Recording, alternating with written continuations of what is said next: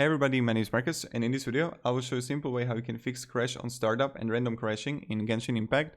So let's start. The first thing you want to do is just open Genshin Impact and again open Genshin Impact game folder, and this is going to be probably get patched. So you want to right click on it, then just click properties and then click compatibility and then disable full screen optimizations. This is what you want to click and then just apply and OK. This is the first way what you need to do.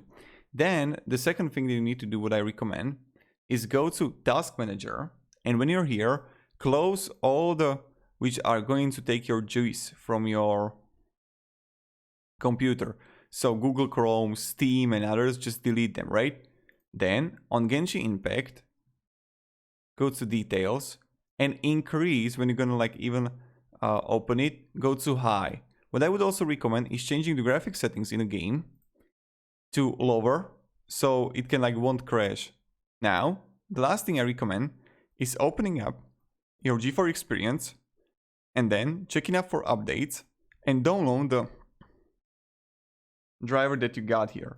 So this is what you can do, and this is how you can do it. Thank you very much everybody for watching. If you have any questions, guys, ask me down in the comments. I'll really happy to help you, and have a great day and goodbye. See ya.